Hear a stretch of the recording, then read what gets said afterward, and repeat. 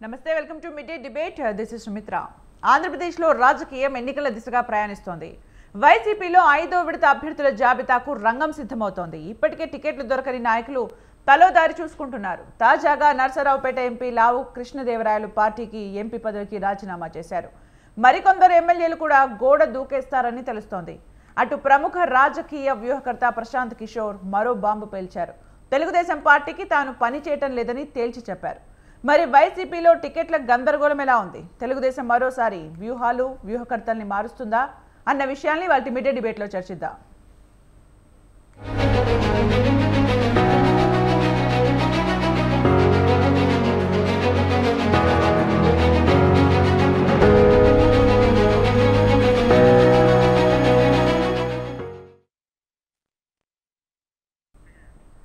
ఈ అంశాలపై చర్చించడానికి మనతో పాటు ప్యానెల్లో యాడ్ అవుతున్నారు ప్రముఖ రాజకీయ విశ్లేషకులు కృష్ణ కిషోర్ గారు. నమస్కారం అండి.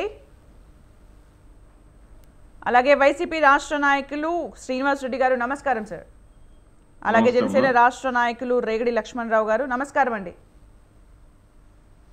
ముందుగా కృష్ణ కిషోర్ గారు మీరు చెప్పండి, అంటే ముఖ్యమంత్రి వైఎస్ జగన్మోహన్ రెడ్డి ఇంతకుముందు ఒక మీటింగ్లో చెప్పిన విషయం ఏంటంటే స్టార్ క్యాంపెయినర్లు చంద్రబాబుకు చాలా మంది ఉన్నారు, నేను మాత్రం ప్రజల గుండెల్లో ఉన్నాను అని చెప్పారు. అది మాట్లాడిన తర్వాత నెక్స్ట్ మనం డిబేట్ టాపిక్లోకి వెళ్ళిపోదాం. మాట్లాడండి. అంటే ఇప్పుడు జగన్మోహన్ రెడ్డి గారు ఒప్పుకుంటున్నట్ట అంటే నిన్నటి వరకు ఏం మాట్లాడారు? మొన్నటి వరకు కూడా జగన్మోహన్ రెడ్డి గారు చెప్పేది ఎమ్మెల్యేలను చూసి కాదు, జస్ట్ నన్ను చూసి ఓట్లేయండి, నేను చేసిన మంచి మీ ఇంటింటికి గడప చేరింది అని చెప్పి నమ్మితే ఓట్లేయండి అని చెప్పి అన్నారు. లేదు మొన్నటి వరకు కూడా అంటే ఒక నెల రోజుల క్రితం వరకు కూడా మొత్తం 151 సిట్టింగ్లు ఉంటారు, తర్వాత మొత్తం 175 మనమే అనుకుంటూ వచ్చారు. దాని తర్వాత లాస్ట్ 1 మంత్ నుంచి చూస్తూ ఉంటే కనుక మరి ఆయన నొక్కే బటన్ల మీద నమ్మకం లేకుండా పోయిందో, లేదంటే స్థానిక ఎమ్మెల్యేల మీద వ్యతిరేకత, అంటే వాస్తవంగా ఇది ఆ లోకల్ ఎమ్మెల్యేల మీద వచ్చే వ్యతిరేకత కాదండి. ఎందుకంటే మొదటి నుంచి జగన్మోహన్ రెడ్డి గారి వ్యవహార శైలి, ఆయన మాట్లాడే తీరు, ఆయన చేస్తున్న పనులు ఇవన్నీ చూస్తే కనుక నేను కష్టపడి బట్టలు నొక్కుతున్నాను, మీరు ఇంకా వెనకబడి ఉన్నారు అని చెప్పి ఎమ్మెల్యేలు గారు. ఇప్పుడు అల్టిమేట్గా ఒక నెల రోజుల నుంచి ఇంత వ్యతిరేకత, ఇంతమందిని 5 లిస్టుల దాకా తీసుకొచ్చి ఇంతమందిని మార్చాల్సి రావటం, ఇవన్నీ ఎక్కడి నుంచి వచ్చినాయి అంటే వ్యతిరేకత ఆయన మీద వస్తుంది. మళ్ళీ ఏంటి ఇప్పుడు కొత్తగా చంద్రబాబుకు స్టార్ క్యాంపెయినర్లు ఉన్నారు. ఇది ఏంటంటే ఆయన ఎవరిని చూసి అంటున్నారు? ఒక పవన్ కళ్యాణ్ చూసో, లేదంటే బాలకృష్ణ చూసో, ఇంకెవరన్నారు? మరి అట్లా మా మాటకు వస్తే మరి YCP at the same time రాష్ట్రాన్ని చీల్చిన పార్టీలో కూడా చంద్రబాబు నాయుడు అభిమానులు ఉన్నారు అని చెప్పి కూడా అన్నారు.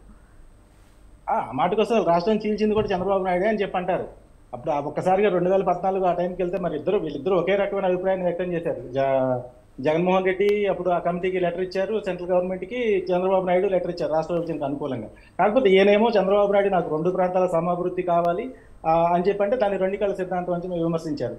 అట్లా కాకుండా తెలుగుదేశం పార్టీ కంటే ఒక అడుగు ముందుగానే వైసీపీ ఇచ్చింది విభజనకి అనుకూలంగా. మరి ఆ మాటకు వస్తే మరి ఆ చీల్చిన పార్టీ ఎవరు మరి? అప్పుడు మరి మీ తండ్రి గారు, ఇప్పటివరకు మీ తండ్రి గారిని స్టార్ క్యాంపెయినర్ మీకు ఆ మాట చెప్పాలంటే రాజశేఖర రెడ్డి గారు, అంటే ఇప్పుడంటే ఏదో ఫోటో తీసేసుకుంటూ వచ్చారు కానీ మరి అంత పెద్ద స్టార్ క్యాంపెయినర్ ఫోటో తీసేసింది ఎవరు? చంద్రబాబు నాయుడు తీసేయమని చెప్పలేదే వీళ్ళకి, ఒక్కొక్కటి తీసుకుంటూ వచ్చేసింది. ఇదంతా ఏంటంటే జగన్మోహన్ రెడ్డి గారు ఎప్పుడైనా కానీ ఏం చేస్తారంటే ఒక జనాల అటెన్షన్ డైవర్షన్ ప్రోగ్రామ్ అనేది చాలా అద్భుతంగా చేస్తారండి, చాలా అద్భుతంగా చేస్తారు, ఎక్సలెంట్గా చేసుకుంటారు సార్. మనం 4-5 ఏళ్ల బట్టి చూస్తూనే ఉన్నాం ఇవన్నీ. మొన్నటి వరకు నేనే బటన్ నొక్కుతాను, మొత్తం కార్యక్రమాలన్నీ నేనే చేస్తాను, నన్ను చూసే ఓట్లు వేయమంటారు. ఆ తర్వాత ఏమో మళ్ళీ సర్వేలో విపరీతమైన వ్యతిరేకత వచ్చింది అని చెప్పి లోకల్ క్యాండిడేట్లు మారుస్తారు. లోకల్ క్యాండిడేట్స్ మార్చినా కానీ అల్టిమేట్గా మిమ్మల్ని చూసేగా వేయాల్సింది ఓటు జనాలు. అది మళ్ళీ ఇదంతా వదిలేసి మళ్ళీ ఇప్పుడు పవన్ కళ్యాణ్ స్టార్ క్యాంపెయినర్లా కనిపించారా? ఒక పక్క నుంచి ఏమో షర్మిల గారు కూడా ఇదైంది. అంటే ఎటు నుంచి ఎటైనా మాట్లాడగలరండి, ఎందుకంటే ఆయనకి స్పీచ్లు రాసిచ్చేది అంత ఉద్దండలు ఉన్నారని చెప్పి అనుకోవాలి. బట్ జనాలు ఒక మాట స్టార్ క్యాంపెయినర్లు ఉన్నా నాకేం ప్రాబ్లం కాదు, నేను జనాల గుండెల్లో ఉన్నాను అంటూ మాట్లాడారు. అదేనండి, అసలు జనాల గుండెల్లో ఉన్నప్పుడు మళ్ళీ ఇంకా ఈ మాటలన్నీ ఎందుకు? ఒక విధంగా చూసుకుంటే ఇంకా స్టార్ క్యాంపెయినర్లు అవి ఇవన్నీ చెప్పాల్సిన అవసరం లేదు కదా నీకు. ఓకే, అదే నమ్మకం మీద మీరుంటే అసలు ఎమ్మెల్యే క్యాండిడేట్లు మార్చుకోవాల్సిన అవసరం కూడా లేదు జగన్మోహన్ రెడ్డి గారికి. యాజ్ టీజ్గా ఉన్నదాన్ని 151 మందిని మళ్ళీ తీసుకెళ్ళి అంటే నాకు డౌట్ ఏంటంటే జనాలకు కూడా ఉంటుంది, సామాన్య ప్రజలందరికీ కూడా ఉంటుంది, అసలు 151 మంది పేర్లు జగన్మోహన్ రెడ్డి గారికి గుర్తుంటే లేవు అనేది కూడా కొంచెం డౌట్.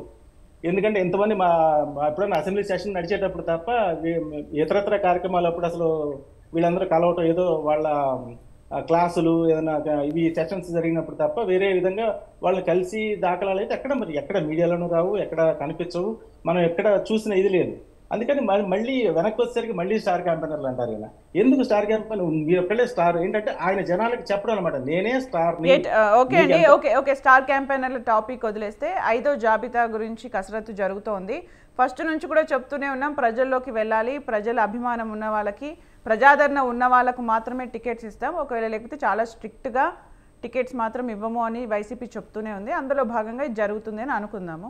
మరి మీ వర్షన్ ఏంటి? అసలు అది అందులో భాగంగా జరగట్లేదంటారా? మరి మార్పు ఎందుకు అని మీరు అంటారు?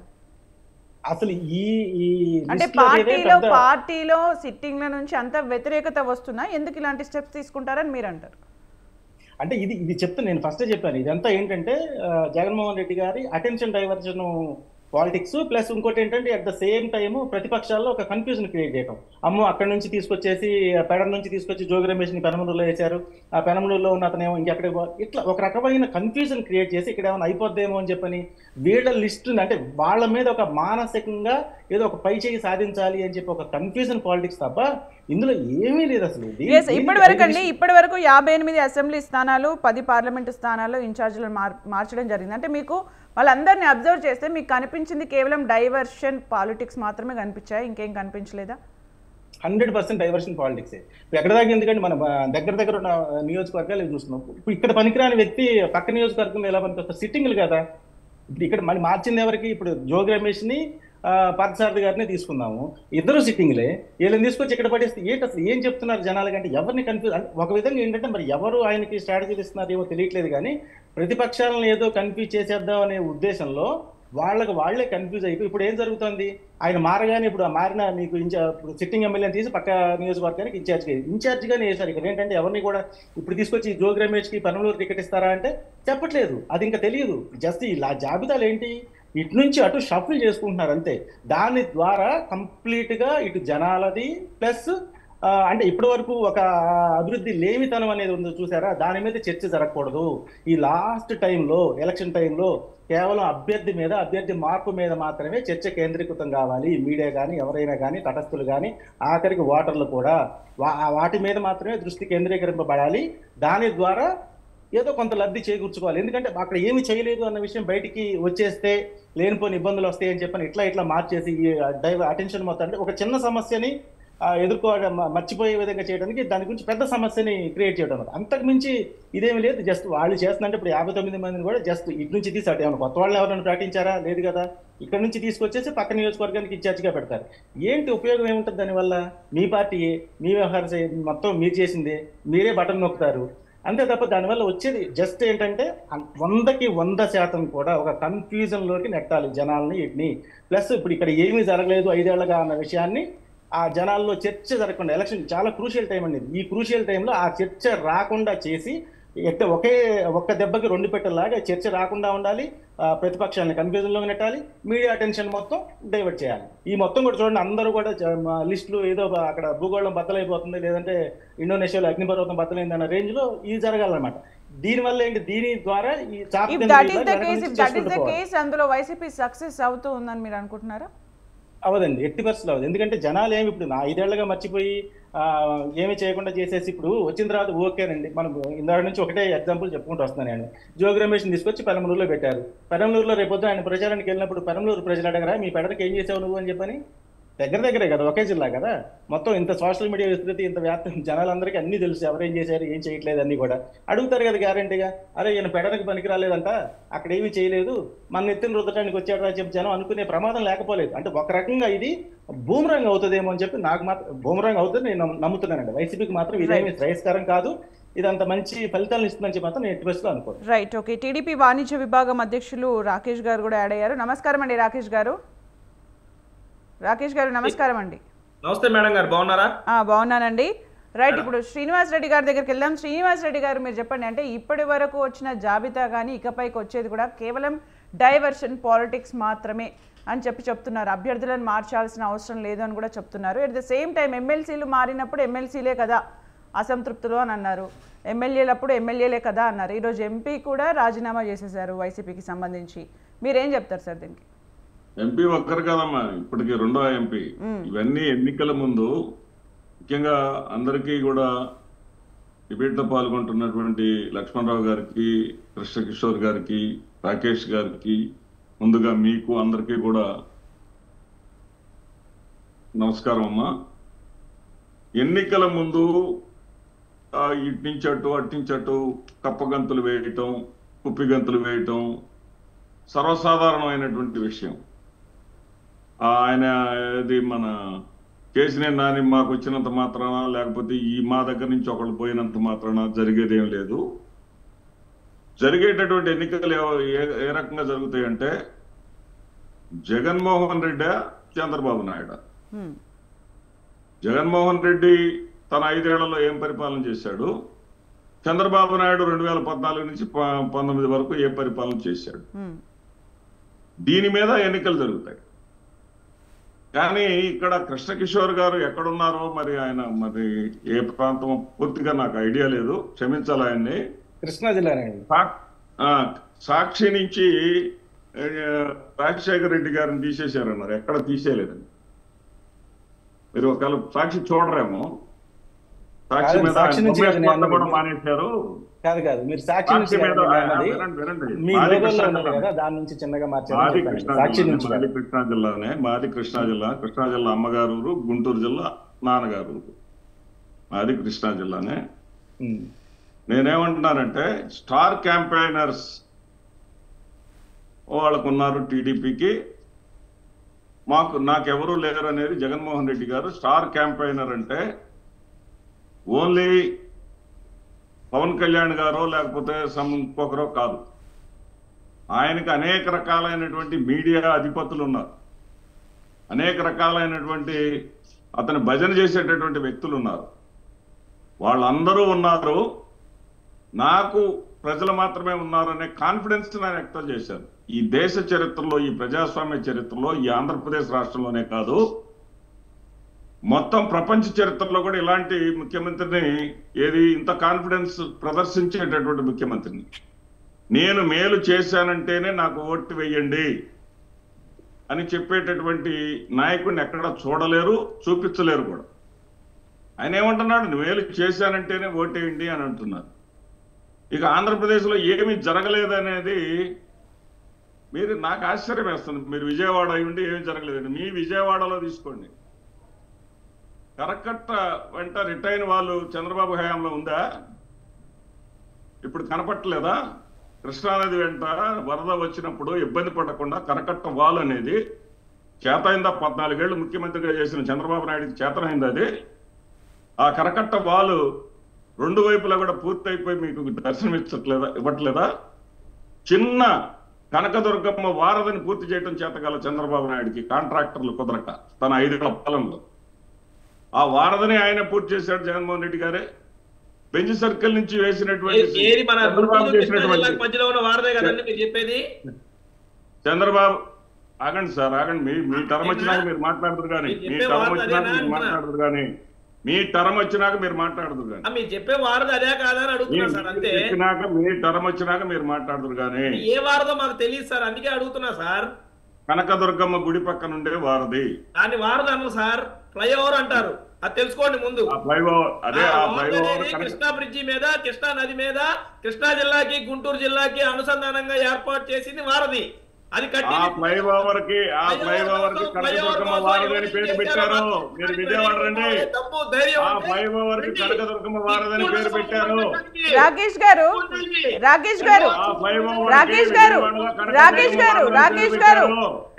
గారు మీ దగ్గర అంత పాయింట్స్ ఉన్నప్పుడు, మీ టైం ఇచ్చినప్పుడు మాట్లాడండి. ఎందుకు ఇంటరప్ట్ చేస్తున్నారు? అంటే రాకేష్ గారు మిగిలిన వాళ్ళు ఇంటరప్ట్ చేయలేదనే. Please wait. వాళ్ళు ప్రజల్లోకి రాలేని వాళ్ళు ఈ రోజు రోడ్డు మీద కూర్చొని దీక్ష చేసిన విషయం మీకు గుర్తు లేకపోతే చెప్పండి, మేము ఇస్తాం. ఇదే మల్లపల్లి విష్ణు, ఇదే వెల్లపల్లి శ్రీనివాసు ఈ ఫ్లైఓవర్ మనకు వద్దు అని చెప్పి రోడ్డు మీద కూర్చొని గొడవ చేశారు. అదే ఫ్లైఓవర్ వారదో తెలియదు. మళ్ళీ మీరు చెప్తే నేను కృష్ణా బిడ్డ, గుంటూరు గడ్డ ఏంది సార్? రాకేష్ గారు మీరు ఇప్పుడు ఏమైతే చెప్తున్నారో అవి నార్మల్ గా చెప్పొచ్చు కదా. రాకేష్ గారు మీ టైం వచ్చినప్పుడు చెప్పండి, మీ టైం వచ్చినప్పుడు చెప్పండి. ఇని చెవులు పగిలిపోతున్నాయి. మీరు చేసిన మంచి ఏంటో చెప్పండి. కొబ్బరికాయ చెబుతున్నావుగా కొట్టాము, చెబుతుంటే వెళ్ళలేకపోతున్నావుగా కనకదుర్గమ్మ వారధి అని పిలుస్తారు దాన్ని, ఫ్లైఓవర్ కాదు. ఆ కొత్త బ్రిడ్జిని కనకదుర్గమ్మ వారధి అని పిలుస్తారు. కొత్త బ్రిడ్జిని నిధులు కేటాయించింది ఎవరు, కాంట్రాక్ట్ పురమాయించింది ఎవరు, పనులు చేయించింది ఎవరు? ఆఖరి నిమిషంలో వచ్చి కొబ్బరికాయ కొట్టి తమాషాలు చేయటం కాదు. మీరు కొబ్బరికాయ కొట్టారా బెంజ్ సర్కిల్ దగ్గర? కాంట్రాక్ట్ పిలిపించింది ఎవరు? మీరు చెప్పిన ఫ్లైఓవర్ పర్మిషన్లు తెచ్చింది ఎవరు? క్లియరెన్స్ చేసింది ఎవరు? నిధులు కేటాయించింది ఎవరు? కేంద్రం నుంచి నిధులు తెచ్చింది ఎవరు? రైట్ ఓకే రాకేష్ గారు అడిగారు కదా, ఇప్పుడు సమాధానం చెప్తారు, ఆగండి. సమాధానం చెప్తారు, ఆగండి. సమాధానం చెప్తారు, ఆగండి రాకేష్ గారు.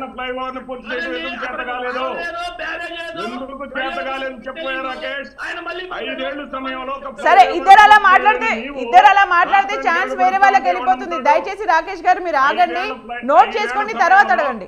ఒక చిన్న ఫ్లైఓవర్ 2 కిలోమీటర్ల ఫ్లైఓవర్ ని పూర్తి చేయడం చేత కానీ దద్దమ్మ ప్రభుత్వమైన మీరు వచ్చి మళ్ళీ పొడుస్తామంటే ఎవరేం చేస్తారు? రాష్ట్ర ప్రజలు అమాయకులా కనబడుతున్నారా? రాష్ట్ర ప్రజలు వాళ్ళు ధర్నా చేశారు, వీళ్ళు ధర్నా చేశారు.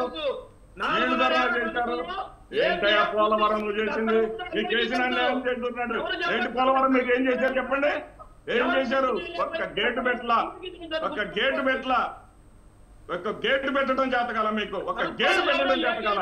దద్దమ్మ ప్రభుత్వం దద్దమ్మ వ్యవహారాలు చేసి ఇలా పోలవరం గురించి మాట్లాడుతున్నావే. పోలవరం గురించి మాట్లాడడానికి కొంచెమైనా సరే సెన్స్ ఉండాలా? రాయపాటి రంగారావు చెప్పాడు క్లియర్ గా. రాయపాటి రాకేష్ గారు మీరు కాసేపు ఆగండి, లేకపోతే మ్యూట్ మనవని బుధాన్ని వేసుకొని వారం డబ్బులు తప్పడానికి వస్తాడని. డబ్బులు తప్పడం కాదు, తెలుగుదేశం పార్టీ విధానం అది, డబ్బులు తప్పడం. మా సుమిత్ర గారు నన్ను మాట్లాడిస్తారా? అదే చెప్తున్నాను రాకేష్ గారు, మీరు కాసేపు ఆగితే ఓకే, లేకపోతే మ్యూట్ లో ఉంటుంది. దయచేసి మీ టైం వచ్చినప్పుడు మాట్లాడండి. ఎందుకు ఇలా ఇద్దరు మాట్లాడేస్తే అక్కడ ఏం అర్థం కాకుండా ఉంటుంది. ఏం మాట్లాడినా మేము ఒప్పుకుంటాం. తప్పులు అబద్ధాలు అదే తప్పులు అబద్ధాలు మీ టైం వచ్చినప్పుడు మాట్లాడచ్చు కదా. మీరు పూర్తి చేయని మాట నిజమా కాదా?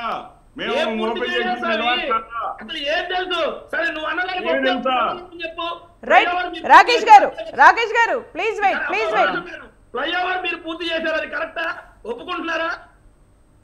ఎవరు పూర్తి చేశారు? ఎవరు చేశారు? మీరు పెండింగ్ లో పెడితే మేము పూర్తి చేసామా లేదా? మీరు పెండింగ్ లో పెడితే మేము పూర్తి చేసాం లేదా? 5 ఏళ్లు పట్టిద్దా ఫ్లైఓవర్ పూర్తి చేయడానికి? 5 ఏళ్లు పట్టిద్దా? 5 ఏళ్లు పట్టిద్దా ఫ్లైఓవర్ పూర్తి చేయడానికి? 5 ఏళ్లు పట్టిద్దా? 5 ఏళ్లు అంబేద్కర్ విగ్రహాన్ని. రైట్ ఓకే రాకేష్ గారు ప్లీజ్ వెయిట్. శ్రీనివాస్ రెడ్డి గారు మీరు క్లోజ్ చేయండి. నెక్స్ట్ మనం లక్ష్మణ్ రావు గారి దగ్గరికి వెళ్దాం. శ్రీనివాస్ రెడ్డి గారు మీరు మాట్లాడాల్సిన మాట్లాడండి. రాకేష్ గారు మీరు మ్యూట్ లో ఉన్నారండి. చేపట్టింది కాదు, 4 నెలల నుంచి చెప్తా ఉన్నాం. 59 మంది అభ్యర్థులను మేము ఇప్పటికి మారిస్తే ఒక ఆళ్ల రామకృష్ణారెడ్డి గారు, ఒక 2 ఎంపీలు, వీళ్ళు మాత్రమే బయటకు రావడం. వీళ్ళు ఊహించింది ఉపద్రవం ఇదే అవటం, వీళ్ళు ఊహించింది ఏమి జరగలేదు. వైఎస్ఆర్సీపీలో ఈ రోజు కూడా జగన్మోహన్ రెడ్డి గారిని చూసే ఓట్లేస్తారు. జగన్మోహన్ రెడ్డి గారు ఎక్కడ కూడా చెప్పలేదు. జగన్మోహన్ రెడ్డి గారు నేనేదో భయపడుతున్నానని వీళ్ళేదో ఊహించుకోవటమే కానీ ఏ ఒక్క అభ్యర్థినైనా ఎక్కడి నుంచి అయినా సరే నిలబెట్టి గెలిపించుకునేటటువంటి శక్తి సామర్థ్యాలు వైఎస్ఆర్సీపీకి ఉన్నాయి. ఈ రోజున పోయినటువంటి ఎంపీ గురించి మాట్లాడుకోవాలంటే అక్కడ బాపట్లలో నందిగం సురేష్కి ఇచ్చారు, నర్సరావుపేటలో కృష్ణదేవరాయలకి ఇచ్చారు. అక్కడ సురేష్ గెలిచాడు, ఇక్కడ కృష్ణదేవరాయలు గెలిచాడు. సురేష్ పార్టీని నమ్ముకొని ఉన్నాడు, కృష్ణదేవరాయలు పార్టీ వదిలిపెట్టి వెళ్ళాడు. అంతవరకే మేము లెక్కలో తీసుకుంటాం. అతను ఏంటంటే రిస్క్ తీసుకోవటం అనేది ఒక నాయకుడే కాదు, ఈ యొక్క ఎమ్మెల్యేలు ఎంపీలు కూడా రిస్క్కి ఛాలెంజ్కి సిద్ధపడాలి. అన్నీ జగన్మోహన్ రెడ్డి గారే కాదు.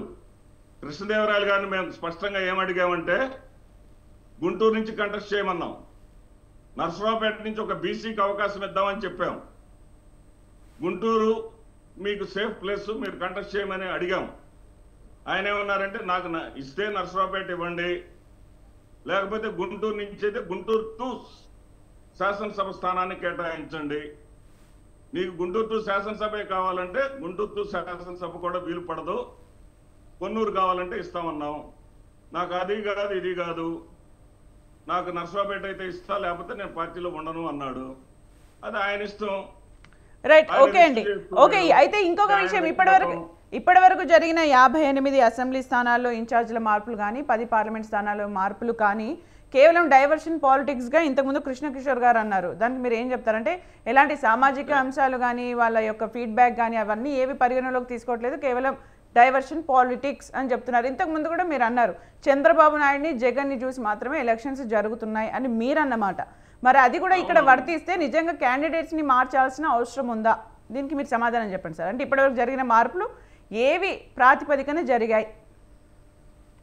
జగన్మోహన్ రెడ్డి గారిని చూసి ఓట్లు వెయ్యాలి అంటే జగన్మోహన్ రెడ్డి గారు ఆయనకు నచ్చిన విధంగా, ఆయన నమ్ముకున్నటువంటి కార్యకర్తలకు నచ్చినటువంటి విధంగా వ్యక్తులను నిలబెట్టాల్సిన బాధ్యత జగన్మోహన్ రెడ్డి గారి మీద ఉంటుంది. ఆ స్వేచ్ఛ జగన్మోహన్ రెడ్డి గారికి ఉంది. ఆ స్వేచ్ఛ జగన్మోహన్ రెడ్డి గారికి ఉంది. జగన్మోహన్ రెడ్డి గారు ఏదైతే ఈ 5 ఏళ్ల కాలంలో వీళ్ళు ఏమన్నారంటే ఈ రోజు వరకు కూడా ఒక్క సంక్షేమాన్ని కూడా ఇవ్వలేరు, ఒక అమ్మఒడి ఒక్క సంవత్సరం ఇస్తాడు, మిగతా సంవత్సరం ఇవ్వరు అని చెప్పి చెప్పుకుంటా వచ్చారు. ఏ ఒక్క సంక్షేమ కార్యక్రమం ఈ రోజు వరకు కూడా ఆగిన పాపాన పోలేదు. ప్రతి ఒక్కటి కూడా ఈ రోజు కూడా ఆసరా కింద డబ్బులు వేయటం జరిగింది. అదేవిధంగా ఈ డ్వాక్రా మహిళలకు 14,000 కోట్ల రూపాయలు వాళ్ళ పేరున అప్పులుంటే ఇవి 25,000 కోట్లు అవుతాయి, ఎక్కడి నుంచి తీరుస్తారన్న చంద్రబాబు నాయుడు గారికి సమాధానంగా ఈ రోజున 25,000 కోట్లు పరిసమాప్తంగా వాళ్ళందరికీ మహిళలకు ఇవ్వడం జరిగింది. మేము చేసినటువంటి పనుల మీదే మేము వెళ్తాం. అదేవిధంగా ఉద్యోగాలు అంటారు, ఉద్యోగాలు 59,000 కంపెనీలు, 59,000 కోట్ల రూపాయల కంపెనీలు మాత్రమే గ్రౌండింగ్ అయినాయి చంద్రబాబు నాయుడు 5 ఏళ్ల హయాంలో. మాకు 2 ఏళ్లే కరోనా బాను ఉంది. ఈ 2 ఏళ్లలో 71,000 కోట్ల రూపాయల పరిశ్రమలు గ్రౌండింగ్ అయినాయి. ప్రజలకు తెలుసు, వీళ్ళు ఎంత ప్రచారం చేసినా, ఎంత విష ప్రచారం చేసినా ప్రజలకు వాస్తవాలు తెలుసు. అదేవిధంగా అప్పులు అంటారు, అప్పులు ఎవరి అభివృద్ధి విషయానికి వస్తే ఇంతకుముందు టీడీపీ నుంచి కూడా చాలా గట్టిగా మాట్లాడడం జరిగింది. At the same time Sharmila కూడా అనింది, ఛాలెంజ్ కూడా చేసింది, ఎక్కడ అభివృద్ధి జరిగిందో చెప్తే నేను వచ్చి చూస్తానని కూడా షర్మిల మాట్లాడడం జరిగింది. అదే షర్మిలకి కూడా మేము ఇప్పుడు షర్మిలనేమో రాజశేఖర రెడ్డి గారి బిడ్డ, ఇవన్నీ మాకు సెంటిమెంట్స్ తో మాకు పని లేదు. ఆవిడ కాంగ్రెస్ పార్టీ అధ్యక్షురాలు. కాంగ్రెస్ పార్టీ విచిత్రమైనటువంటి పరిస్థితి అంటే సుమిత్ర గారు ఇక్కడ ఆంధ్రప్రదేశ్ రాష్ట్రంలో 4 ప్రధానమైనటువంటి పార్టీల్లో అధ్యక్షులందరూ 2 కుటుంబాల చేతుల్లోనే ఉన్నారు. తెలుగుదేశం పార్టీ అధ్యక్షుడు చంద్రబాబు నాయుడు గారు, ఎన్టీఆర్ కుటుంబం. భారతీయ జనతా పార్టీ అధ్యక్షురాలు పురంధేశ్వరి గారు, ఎన్టీఆర్ కుటుంబం. అదేవిధంగా వైఎస్ఆర్ కాంగ్రెస్ పార్టీ అధ్యక్షుడు జగన్మోహన్ రెడ్డి గారు, వైఎస్ఆర్ కుటుంబం. కాంగ్రెస్ పార్టీ అధ్యక్షురాలు షర్మిల గారు, వైఎస్ఆర్ కుటుంబం. ఇట్లా ఈ 2 కుటుంబాల మధ్య నేను ఇందాక చెప్పింది కూడా అదే. మీకు ఆ పోరాటం అనేది చంద్రబాబు నాయుడు, జగన్మోహన్ రెడ్డి. ఎవరు అన్నం పెట్టేవాళ్ళు, ఎవరు సున్నం రాసేవాళ్ళు వీళ్ళకి ప్రజలకు బాగా తెలుసు. అన్నం పెడుతున్నటువంటి జగన్మోహన్ రెడ్డి గారిని వదిలిపెట్టుకొని సున్నం రాసే చంద్రబాబు నాయుడిని తెచ్చుకోరు. కుండల్లో ఉన్న నీళ్ళని మబ్బుల్లో నీళ్లు ఉన్నాయని చెప్పేటటువంటి చంద్రబాబు మాటలకి బోల్తా పడి ఒలికి పోసుకోరు. జగన్మోహన్ రెడ్డి గారే మళ్ళీ అధికారంలోకి వస్తారని ఏ సర్వే చూసినా చెప్తా ఉంది. వీళ్ళు చేపించే కొన్ని బోకు సర్వేలు చేపిస్తూ ఉంటారు వీళ్ళు, లోకల్ సర్వేలు, రైజ్ అని అదని ఇదని. లోకల్ సర్వేలు కాకుండా జాతీయ సర్వే ఏది చేసినా సరే వైఎస్ఆర్సీపీ తిరిగి అధికారంలోకి వస్తుందని చెప్తా ఉన్నారు. రైట్, మీరైతే ఇప్పుడు చెప్తుంది ఏంటి అంటే ఎంపీలు కానీ ఎవరు కానీ ఈ ఎలక్షన్స్ ముందు వెళ్ళిపోవడంలో దానికి వైసీపీకి వచ్చే పెద్ద ఎఫెక్ట్ ఏమీ ఉండదు అని చెప్పి మీరు మాట్లాడుతున్నారు. ఓకే అండి, మనం 100% మేము 25 out of 25 లేదన్నా మిస్ అయితే ఏదైనా ఒక చోట ఒకటి పోవచ్చు. రైట్, లక్ష్మణరావు గారి దగ్గరికి వెళ్దాం. ప్లీజ్ వెయిట్ అండి, లక్ష్మణరావు గారి దగ్గరికి వెళ్దాం. మీరు మాట్లాడండి లక్ష్మణరావు గారు. అంటే పవన్ కళ్యాణ్ జనసేన పార్టీ అధ్యక్షుడి కంటే కూడా ఒక స్టార్ క్యాంపెయినర్ గా చూస్తున్న సందర్భాన్ని మీరు ఎట్లా తీసుకుంటారు అసలు? సుమిత్ర గారు, ముందుగా మీకు అలాగే ప్యానెల్లోని పెద్దలకి, స్వతంత్ర టీవీ వీక్షకులకి, యాజమాన్యానికి హృదయపూర్వక నమస్కారాలు. ఈ రోజున పవన్ కళ్యాణ్ గారిని స్టార్ క్యాంపెయిన్ అనో, లేదంటే సెలబ్రిటీ పార్టీ అనో, లేదా పవన్ కళ్యాణ్ గారు సినిమా హీరో అనో, వీళ్ళు చేయొచ్చు, వీళ్ళకి నచ్చినట్టుగా మాట్లాడొచ్చండి. ఎలాగైనా ఎవరి ఇష్టం వాళ్ళది. ఎందుకంటే పవన్ కళ్యాణ్ గారు ఎక్కడి నుంచి వచ్చారు? సినిమా ఇండస్ట్రీ నుంచి. ఆయన ఈ రోజున సినిమాలు తీస్తూ ఆయనకు వచ్చిన డబ్బుల్లో పార్టీని నడిపిస్తూ ఉన్నాడు నీతి నిజాయితీగా. ఆయనకు వచ్చిన అమౌంట్ ఏదైతే ఉందో మనం చూసాం. కౌలు రైతులకి ఇచ్చే విధానం మనం చూసాం, 3000 కౌలు రైతులకి. అలాగే నేనేమంటానంటే, ఈ రోజున స్టార్ క్యాంపెయిన్ అని అన్నారు. పవన్ కళ్యాణ్ గారు స్టార్ క్యాంపెయినా, లేకపోతే పవన్ కళ్యాణ్ గారు ఒక మంచి నాయకుడా? పవన్ కళ్యాణ్ గారు ఈ రాష్ట్రానికి ఏం చేయడానికి పార్టీ పెట్టారు రాష్ట్ర ప్రజలందరూ గమనిస్తూ ఉన్నారు. ఈ రోజున జగన్మోహన్ రెడ్డి గారు పార్టీలో స్టార్ క్యాంపెయినర్లు, లేదంటే సెలబ్రిటీలు, సినిమా ఇండస్ట్రీ నుంచి వచ్చిన వాళ్ళు లేరా? ఎందుకంటున్నారు పవన్ కళ్యాణ్ గారిని ఎందుకు టార్గెట్ చేస్తున్నారు? నాట్ జస్ట్ పవన్ కళ్యాణ్ అంటే సినిమా యాక్టర్ అని కాదండి, ఇక్కడ పవన్ కళ్యాణ్ తో పాటు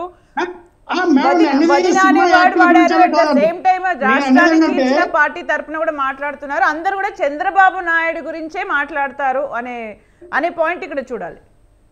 యా మేడం, నేను అదే చెప్తానండి సుమిత్ర. నేను అనేదేనంటే, ఎస్, ఇక్కడ ప్రజలు గమనిస్తారండి.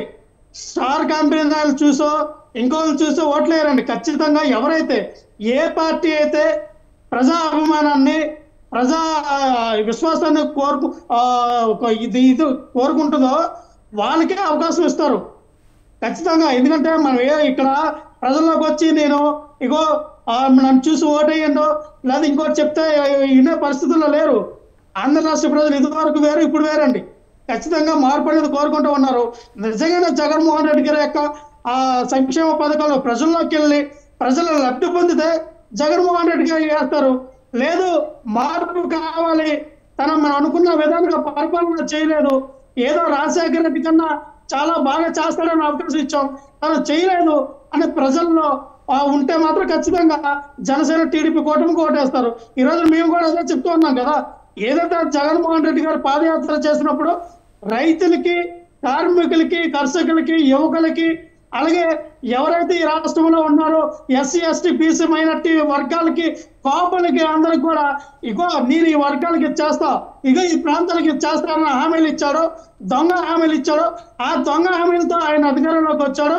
ఆ అధికారాన్ని ఎక్కడ కూడా ఆయన మరి ఈ 4 సంవత్సరాల 9 నెలల్లో ఎక్కడ కూడా పూర్తిగా అమలు చేయలేదు. కాబట్టి ఎస్, ఈ రోజున ప్రజా వ్యతిరేకత ఉంది, ప్రజల్లో వ్యతిరేకత ఉంది. సంక్షేమ పథకాల గురించి మీరేం మాట్లాడతారండి? అవి అందుతున్న విధానం, అమలవుతున్న విధానం గురించి మీకు ఏమైనా కంప్లైంట్స్ ఉన్నాయా? సుమిత్ర మరి ఇంకోసారి అడగరా? సంక్షేమ పథకాలు ఏవైతే ఇప్పుడు జగన్మోహన్ రెడ్డి చెప్తున్నారో, ప్రజల గుండెల్లో ఉన్నాను, సంక్షేమ పథకాలు అమలు చేస్తున్నానని ఏదైతే చెప్తున్నారో, సంక్షేమ పథకాలకు సంబంధించి మీ అభిప్రాయం ఏంటి అసలు? సంక్షేమ పథకాలు అండి, ఇప్పుడు ఏ గవర్నమెంట్ వచ్చినా సంక్షేమ పథకాలు అనేది కంటిన్యూ చేస్తుందండి, అది కామన్. కానీ సంక్షేమ పథకాలతో పాటుగా అభివృద్ధి, డెవలప్మెంట్ ఉండాలి. అంటే ఇప్పుడు నేను ఉన్నాను మేడం, నాకు ఒక స్వయం ఉపాధి అనేది ఉండాలి. ఇప్పుడు వేరే వాళ్ళ మీద డిపెండ్ అయ్యి నాకు 3000 రూపాయలు పెన్షన్ వస్తుంది కదా, ఆ 3000 రూపాయలతో నేను బతకాలి, లేదంటే మా అమ్మగారికి 3000 వస్తుంది దాంతో నేను బతకాలి, లేదంటే ఇంకొక మరి అమ్మవాడు వేస్తున్నాడు ఈ 10,000 పెట్టి నేను బతకాలని కాకుండా, నేను ఒక కంపెనీ పెట్టుకున్నా, నాకు ఈ 10 లక్షలు, 15 లక్షలు, 20 లక్షలు, లేదంటే నాతో కలిపి ఒక 10 నుంచి 15 మంది యువకులు కలిపి ఒక కంపెనీ పెట్టే విధంగా ప్రోత్సహిస్తే నేను ఒక బిజినెస్ మ్యాన్ అవుతా. నేను ఒక 50 మంది 100 మందికి పని కల్పించే విధానంగా ఏర్పడతా. తద్వారా నేను బతుకుతానని ఆలోచన తీసుకురావాలి. కానీ నేను సోమరపోతులు చేస్తా, ఇంట్లో కూర్చుని పెడతా, నేను బట్టలు నొక్కాడుతా, మీకేమో అకౌంట్లో 10,000 పడతాయి, 5,000 పడతాయి, 20,000 పడతాయి అని చెప్పుకుంటే ఇది అభివృద్ధి కాదు, సంక్షేమం కాదు. సంక్షేమం పెరుగొలది. మీకు ఏమి ఇవ్వాలి? ఉచిత విద్య ఇవ్వాలి, ఉచిత ఆరోగ్యం ఇవ్వాలి, ఉచితంగా ఎక్కువ కోరుకునేది ఏంటండి, మనకి నివసించడానికి ఇల్లు ఉండాలి. ఇవే కదండి ఎక్కువ మేజర్. ఇవి కల్పించండి. ఈ రోజున హాస్పిటల్కి వెళ్తే ఆరోగ్యశ్రీ వర్తించట్లా. ఈ రోజున స్కూల్కి వెళ్తే నాడు చెప్పుకుంటున్నారు, రంగులు వేశారండి. పాత మూతపడిపోయిన స్కూళ్ళకి రంగులు వేసే తప్ప క్వాలిటీ విద్య అందించట్లా. ఇంగ్లీష్ మీడియం అన్నారు. ఓ మంచిదే, ఇంగ్లీష్ మీడియం బాగానే ఉంది, మన పిల్లలు కూడా ఇంగ్లీష్ మీడియం నేర్చుకుంటారు అనుకున్నాం. కానీ అక్కడ ఇంగ్లీష్ మీడియం వాళ్ళ టీచర్లుగా అనకూడదు. కానీ ఇక్కడ నేను ఏ టీచర్ని కూడా తక్కువ చేసి మాట్లాడట్లా. వాళ్ళకి ప్రాపర్గా ట్రైనింగ్ లేదు, వాళ్ళకే ఇంగ్లీష్ రాదు, పిల్లలకి ఏమంటే ఇంగ్లీష్ నేర్పిస్తారండి. ఇది నిజమా? రైట్. అభివృద్ధి లేదు అని చెప్పి మీరు చెప్తున్నారు. అట్ ద సేమ్ టైం ఎంతో వ్యూహాత్మకంగా వ్యవహరించాల్సిన తీరులో 5 జాబితా కోసం అయితే వెయిట్ చేస్తున్నారు. మరి దానిపైన మీ ఒపీనియన్ ఏంటండి? అభ్యర్థుల చేంజింగ్ లో కానీ, సిట్టింగ్లకు టికెట్స్ ఇవ్వకపోవడం, పార్టీల నుంచి వెళ్ళిపోవడం, వాటిపైన మీ ఒపీనియన్ ఏంటి? మేడం, జగన్మోహన్ రెడ్డి గారు ఇది one of the part of political game. ఆయన ఒక సొగసైన ఒక పొలిటికల్ గేమ్ ఆడుతూ ఉన్నాడు. ఆ పొలిటికల్ గేమ్లో మనం పావులు అవ్వద్దని నేను చెప్తా ఉన్నా. ఏ పార్టీ అవనండి, మా పార్టీ అవనండి, టీడీపీ అవనాయండి, బీజేపీ, కాంగ్రెస్ ఎవరు అవనాయండి. ఎందుకంటే జగన్మోహన్ రెడ్డి చాలా తెలివిగా గేమ్ ఆడుతూ ఉన్నాడు. ఇక్కడ కేవలం మీరు ఇందాక అన్నట్టుగా డైవర్షనల్ పాలిటిక్స్ జరుగుతూ ఉంది. ఎవరు కూడా అంటే ప్రజల యొక్క మనసుని, ప్రజల యొక్క ఏమంటారు చూపుని పక్కదారి పట్టిస్తున్నాడు జగన్మోహన్ రెడ్డి చాలా తెలివిగా. ఆయన గురించి వదిలేండి, మనం ఏం చేయబోతున్నాం, మనం ఏ అభ్యర్థులను గెలిపిస్తున్నాం, మనం అంటే ఏమంటారంటే గెలిపే గుర్రాలు, గెలిచే రకంగా మన అభ్యర్థులు మనం తయారు చేయాలి. జగన్మోహన్ రెడ్డి సిట్టింగ్ లో పెడతాడా లేదా షిఫ్టింగ్ చేసి అభ్యర్థులను మారుస్తాడా? ఇదని ఆయన ఒక పార్ట్ ఆఫ్ ద గేమ్. ఆయన ఏమనుకుంటాడంటే ఎస్ ఖచ్చితంగా ఒక గేమ్ చేద్దాం, మనం వస్తే మళ్ళీ సీఎం హోదాలో కూర్చుందాం, లేదంటే లేదు. ఎలాగో 12,500 కోట్లకి మనం టికెట్లు అమ్మేసాం. ఎంపీ టికెట్కి 100 కోట్లు, ఎమ్మెల్యే టికెట్కి 50 కోట్లు, మొత్తం చూస్తే 12,500 కోట్లకి మనం సోల్డ్ అవుట్ చేసాం. అటైనా లాభమే, ఇటైనా లాభమే. గెలిస్తే సీఎం సోల్డ్ అవుట్ అంటున్నారా అండి? మీరు సోల్డ్ అవుట్ అంటున్నారా? ఎస్, నేను అదే చెప్తానండి. ప్రతి ఎమ్మెల్యే, ఎంపీ అభ్యర్థుల ద్వారా నిజంగానే పార్టీలో ఆ విషయం తెలిసిపోతే ఇప్పటికే ఎంతో మంది అసంతృప్తులు బయటకు వచ్చేసి ఇప్పటికే రాజీనామాలు అయిపోయేవి కదా మేడం. నేను అదే చెప్తాను కదండి. ఈ రోజు నేను అన్నది ఏంటంటే ప్రతి ఒక్కరు కూడా బయటికి ఎందుకు వస్తున్నారంటే మీరు 100 కోట్లు తీసుకురండి. మీ 100 అంటే ఓడిపోయే పార్టీలో 100 కోట్లు ఖర్చు పెట్టడం కన్నా గెలిచే పార్టీలోకి వెళ్తే ఒక 50-30 ఖర్చు పెడితే నీ ప్రజాసేవ చేయడానికి ఉపయోగపడుతుంది కదా అని జనసేన టీడీపీ అయిపోతా ఉన్నారు ఈ రోజు. రైట్. ఓకే అండి రాకేష్ గారి దగ్గరికి వెళ్దాం. ఓకే లక్ష్మణరావు గారు, రాకేష్ గారు మీరు చెప్పండి. నిజంగా జనసేన టీడీపీ వైపు వస్తూ ఉన్నారు వైసీపీ వాళ్ళు అంటే పొత్తులో భాగంగానే సీట్లని పంచుకోవడంలో జనసేన టీడీపీకి ఉన్న ఈ క్యాలిక్యులేషన్స్ లో వైసీపీ నుంచి వస్తే ఎంతమందికి అకామిడేట్ చేయగలుగుతారు? ఇక్కడ మనం తెలుసుకోవాల్సిన విషయం ఒకటి ఉందండి. ఇక్కడ జగన్మోహన్ రెడ్డి ప్రభుత్వం ఏర్పడిన తర్వాత ప్రతి గ్రామంలో కూడా ఆ గ్రామానికి ప్రథమ పౌరుడు ఎవరండి? గ్రామ సర్పంచ్. గ్రామ సర్పంచుల దగ్గర నుంచి స్థానిక ఎమ్మెల్యేల దగ్గర నుంచి ఎమ్మెల్సీలు, ఎంపీలు, ఇలా అనేక మంది ఆ పార్టీ వేడుతున్నారు. వీరు మేము సంక్షేమం చేసాం, అభివృద్ధి చేసామని చెప్తా ఉన్నారు. కానీ గ్రామ స్థాయి నుంచి కూడా పార్టీని వదలటానికి కారణాలు ఏంటో వాళ్ళు అన్వేషించుకోవాలి. ఇంకా వాళ్ళు ఎక్కడో మొబ్బుల్లో ఉండి మేము వచ్చేసాం, ఇచ్చేసాం. ఇందాక పెద్ద మనిషి చెప్పినట్టు అసలు విజయవాడకు సంబంధించి రిటైనింగ్ వాల్ అనేది 14 ఏళ్ల కిందటి ఎందుకు చేయలేదు అని అడుగుతున్నారు. 10th క్లాస్ చదివాక డిగ్రీ చదువుతారండి. ఎవరు కూడా ఫస్ట్ క్లాస్ నుంచి డిగ్రీకి ఎవరు జంప్ చేయరు. దానికి ఒక సిస్టమ్ ఉంటుంది. ఎప్పుడు ఎక్కడ ఏ ప్రాంతానికి ఏది అవసరమో ఆ సమయంలో ఆ నిర్ణయం తీసుకుంటారు. అంతేగాని 1947లోనే రిటైనింగ్ వాల్ కించి ఎవరు ఊహించరు. 1947లోనే రిటైనింగ్ వాల్ కట్టాలని ఎవరు ఎస్టిమేషన్ లేరు.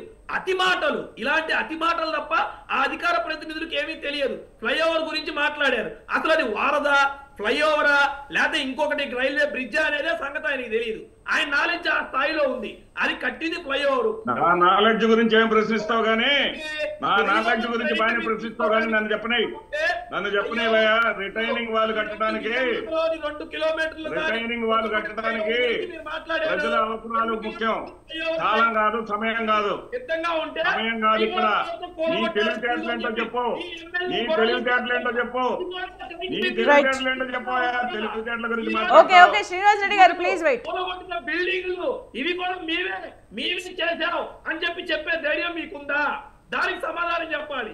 రెండోది నేను చెప్తున్నానండి, ఏదైతే నాయకులు వైసీపీ పార్టీని వదిలేసి వస్తున్నారో వారందరూ టికెట్ల కోసం వస్తున్నారని అనుకోవట్లేదండి. జగన్మోహన్ రెడ్డి చేసిన విధానం మీద, జగన్మోహన్ రెడ్డి వాళ్ళ జీవితాన్ని సంకనాకించిన సబ్జెక్ట్ మీద ఇప్పుడు వస్తుందండి అవేర్నెస్. రాకేష్ గారు, టికెట్లు ఇవ్వకపోతే వస్తుందండి అవేర్నెస్? లేదండి, జగన్మోహన్ రెడ్డి మీద కక్షగా ఏదైతే జగన్మోహన్ రెడ్డి వీళ్ళ మీద తీసుకున్న నిర్ణయాలు ఉన్నాయో, వీళ్ళ రాజకీయ భవిష్యత్తును నాశనం చేశాడో, వాళ్ళు కంకణం కట్టుకొని జగన్మోహన్ రెడ్డి మీద పగ తీర్చుకోవడానికి బయటకు వస్తున్నారు తప్ప టికెట్ల కోసమో ఇంకోటో అని కాదు. వాళ్ళ జేయం జగన్మోహన్ రెడ్డిని ఓడగొట్టడమే.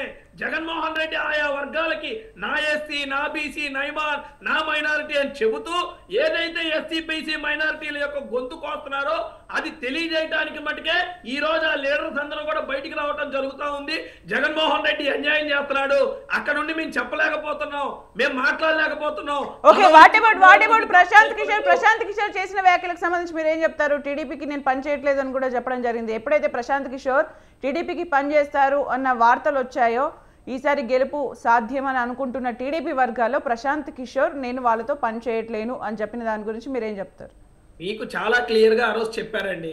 ఏ రోజైతే చంద్రబాబు నాయుడు గారిని ప్రశాంత్ కిషోర్ గారు కలవటానికి వచ్చారో ఇది అధికారికంగా అఫీషియల్ గా మర్యాద పూర్వకంగా కలయిక మాత్రమే. మేము ఏ పార్టీకి పని చేయట్లేదన్న విషయం ఆ రోజు చెప్పారు. ఈ రోజు వరకు ప్రశాంత్ కిషోర్ మాకు పని చేస్తున్నారని మేము ఎక్కడా చెప్పలేదే. తెలుగుదేశం పార్టీ ఎక్కడా ధృవీకరించలేదే. మా స్ట్రాటజీ, మా రాజకీయం అంతా ప్రశాంత్ కిషోరే చూస్తాడు, మేము కాదని చెప్పి మేము ఎక్కడా చెప్పలేదే. జగన్మోహన్ రెడ్డి లాగా ప్రశాంత్ కిషోర్ చేపట్టుకొని ఎత్తి నన్ను గెలిపించే యోధుడు ఇతనే అని మేము ఎక్కడా చెప్పలేదే. అతను ఒక స్ట్రాటజిస్టు, అతను ఒక సామాన్య మిత్రుడు, క్లోజ్ మిత్రుడు ద్వారా అతని దగ్గర ఉన్న ఇన్ఫర్మేషన్ జగన్మోహన్ రెడ్డి ఏ విధంగా కుయుక్తులు పొందుతున్నాడో, లేకపోతే ఇంకొకటే ఉందో, ఇంకా ముఖ్యంగా ఆయన దగ్గర కొన్ని ఆధారాలతో కూడిన హార్డ్ డిస్క్ ఏదైతే ఉందో దాడిని అతను అందజేయడానికి వచ్చారు. మర్యాద పూర్వకంగా చంద్రబాబు నాయుడు గారిని కలిశారు, వారి ఒపీనియన్ చెప్పారు, వెళ్ళారు. వారు తెలుగుదేశం పార్టీకి పనిచేస్తున్నారని తెలుగుదేశం పార్టీ ఎక్కడా చెప్పలేదు, ప్రశాంత్ కిషోర్ ఎక్కడా చెప్పలేదు. దాన్ని కేవలం ఈ సాక్షి బ్లూ మీడియా మటుకే సంకలు గుద్దుకుంటా ఉన్నాయి. ప్రశాంత్ కిషోర్ అక్కడికి వెళ్ళాడు, ప్రశాంత్ కిషోర్ ఇది, ప్రశాంత్ కిషోర్ అది అని. అసలు ప్రశాంత్ కిషోర్ అనే వ్యక్తి మీద మీరు విషయం ఎందుకు కక్కుతున్నారు? ఈ రోజు షర్మిల మీద కక్కుతున్నారు, మొన్న ప్రశాంత్ కిషోర్ మీద కక్కారు. అంటే మీరు ఎవరు దొరికితే వాళ్ళ మీద విషం కక్కే పనిలోనే తప్ప అసలు నిజం తెలుసుకునే పని చేయరా? అంటే ఎవరిని మర్యాద పూర్వకంగా కలవకూడదా?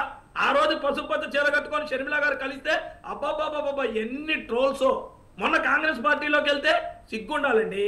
ఒక మహిళగా ఒక రాజకీయ పార్టీలోకి వచ్చి రాజకీయాల్లోకి భావించినప్పుడు స్వాగతించాలి. ఈ రోజు అన్ని పార్టీలు ఏకమై వైసీపీని ఎదుర్కోవడానికి ఈ రోజు అన్ని పార్టీలు ఏకమైంది నిజం కాదా? అలా ఏకమైన సందర్భంలో వైసీపీ రెస్పాండ్ అవ్వకూడదా? మీరేమంటారు? ఇప్పుడు కాంగ్రెస్ పార్టీ, తెలుగుదేశం పార్టీ పొత్తుంది, మేము ఇద్దరం కలిసి పనిచేస్తున్నామని ఏ ఒక్క పార్టీ అయినా చెప్పిందా? అంటే జగన్మోహన్ రెడ్డి గారికి వ్యతిరేకంగా మాట్లాడితే కలిసి పనిచేసినట్టేనా? అయినా సరే ఒక విషయం చెప్తానండి, రోడ్డు మీద పోయే పిచ్చి కుక్క మన పిల్లలు ఎమ్మట పడ్డప్పుడు ఆ పిల్లల నుంచి కాపాడుకోవడానికి పిచ్చి కుక్కను తరమడానికి అందరూ ఎలా అయితే ఏకమవుతావో ఖచ్చితంగా ఒక పిచ్చి వ్యక్తిని తరమడానికి అందరూ ఏకమవుతాం, అందులో డౌటే లేదు దానిలో.